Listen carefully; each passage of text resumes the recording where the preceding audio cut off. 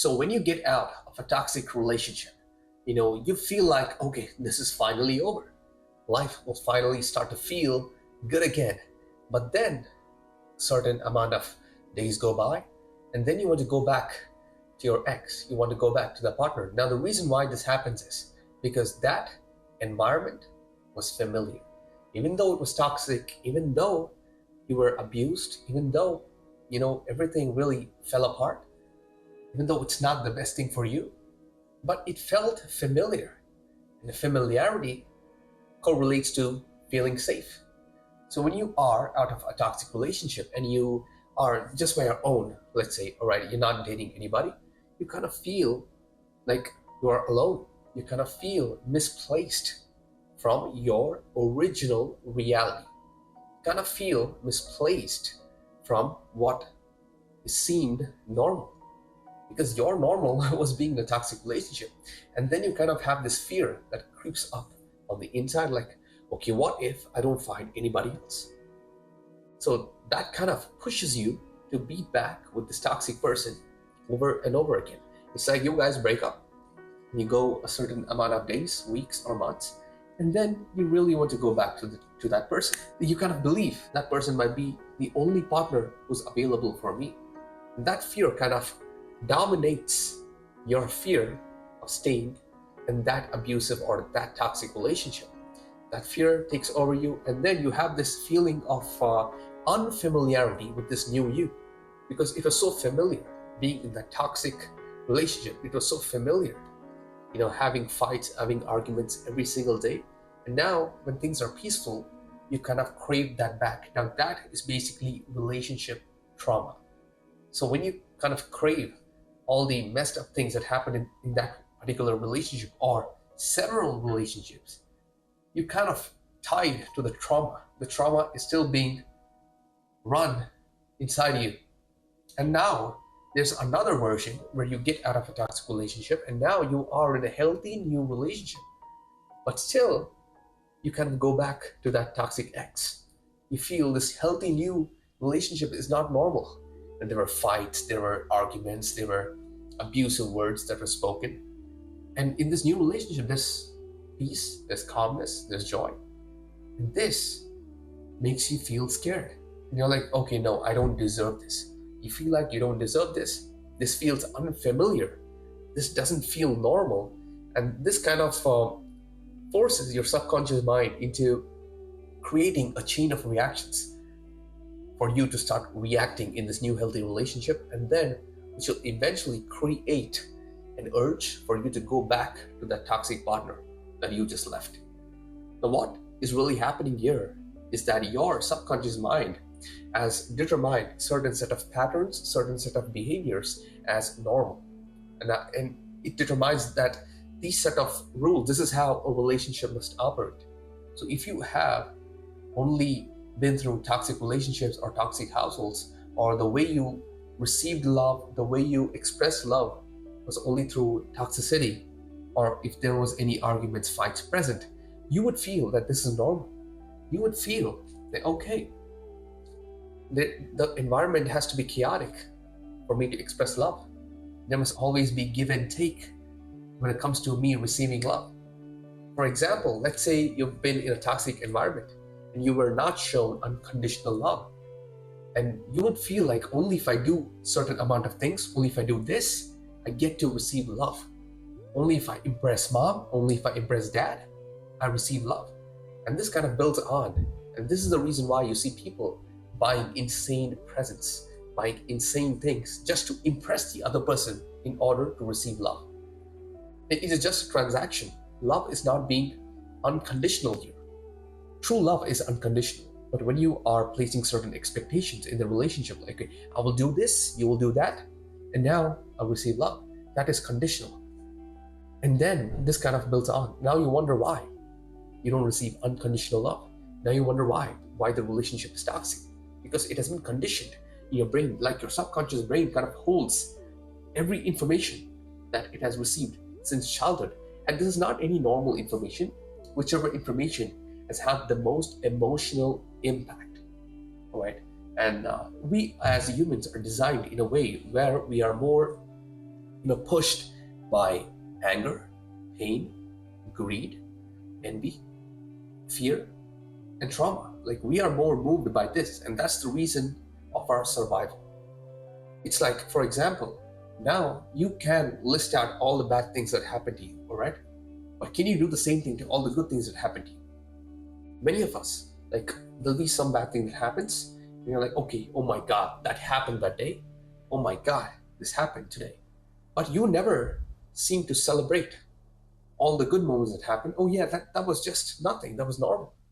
You tend to overbloat the bad things in life. You would tend to underappreciate all the good things in life. You see how that goes. So when you have been raised in an environment or been in an environment where love was expressed or shown in a way where it was not really normal, where it was not really healthy, but it was a form of expecting validation, giving validation, and it was pretty toxic or abusive, your subconscious brain kind of perceives that, okay, this is normal. That is why when you end a relationship with your ex who was pretty toxic and you move on to a new healthy relationship, you feel this is not normal. You want to go back to your ex. You want to go back to your abusive ex because that felt normal. And sometimes, you kind of get this high, you kind of get this kick, like, okay, when people are a little abusive, people are a little toxic, I feel better on the inside. Love feels more adventurous. Like there's an adventure kind of that is imprinted with love. And now you're not really getting turned on by a healthy relationship. You only get turned on by pretty toxic relationships, pretty toxic partners. And that's the reason why this new healthy relationship that you are in kind of sabotages itself, or you sabotage it in order to get back to that ex. Or if you're not in a new relationship, you're just single, you're just figuring out, you tend to slip back to that ex because that feels comfortable. It's better to, be with that toxic environment than to face that inner demons. Because all you're doing here, you're just running away from your inner demons. You're just running away from trauma that has been built up for so long.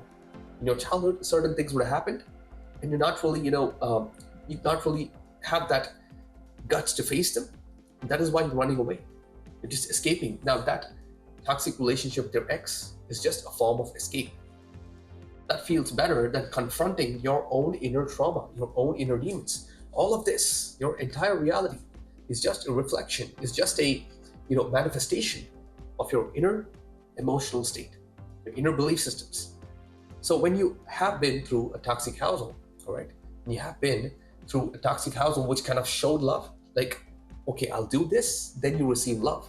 If you have not received unconditional love, you will feel like, okay, I need to do in these certain things in order to feel love. And if you have been brought up in a toxic environment, you will feel that, okay, toxic relationships are normal.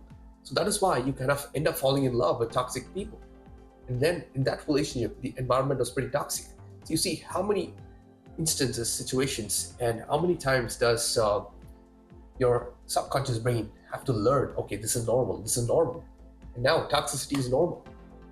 Toxicity feels like an adventure. And now when you have been put in a very healthy environment, it feels abnormal. It doesn't feel familiar.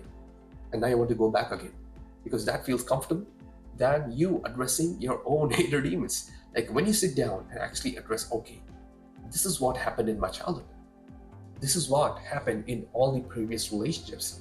And this is why I kind of crave my ex. I kind of crave a toxic relationship with this person. You don't really crave that person, all right? You kind of crave how the person made you feel, how the environment was with that person, how was your emotional state with that person.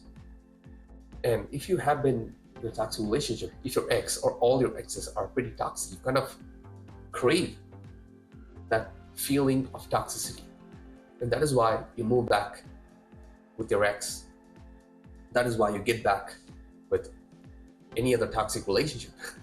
It's because you kind of crave that feeling. And now, when you understand this, it's kind of scary. Now, you realize that you are the reason, right? You have been the key in order to overcome any of this. It is not your ex's fault. It's basically your fault. And when I sat down and I realized this, I was pretty moved, I was like, oh my God, it's all my fault. It's my fault because I have been manifesting all of this. It's my fault. I've been attracting all these kind of partners. And then I realized why this is happening. And I went down deep. Okay, this was the previous relationship. This was certain friendships that I had. It felt normal. Why did this feel normal? Okay, let me go back to my childhood. This was happening right here. It felt normal to me. And then when I understood this, I kind of let go of the trauma. So you dive down deep. All of this stems from childhood trauma. All of this stems from how you expressed and received love from your parents, from your mom, from your dad, or from your surrounding when you were a kid. So go back there and realize, like, okay, this is what happened. This was not unconditional love. And now, obviously, you cannot really change the past unless you have a time machine or do some weird quantum jumping. But most of the times, right, you just have to let it go. Let go of the pain associated with certain memories, certain events. That emotional baggage, that emotional weight has to be dropped. And then you reprogram your subconscious mind into making it believe that toxicity is not normal. Being in a healthy relationship is normal. And eventually you will change your inner state. Like internally, you will change your emotional state. And then this kind of reflects outside. And you will no longer feel like going back to that toxic ex. Because you getting the urge, getting the feeling to move in back with your ex, go start a new relationship again with your toxic ex, is the effect. The cause is kind of deep rooted in your subconscious mind, in your emotional state. That is what causes a chain of reactions that makes you act in a way where you want to go back to that toxic relationship. So all you have to do is not treat the cause. You cannot force yourself from not going back if you have that urge, if you have that feeling, if you have that, melancholic feeling that you have to get back to your ex. You cannot defeat that. All you can do is get to the root and uproot the tree itself.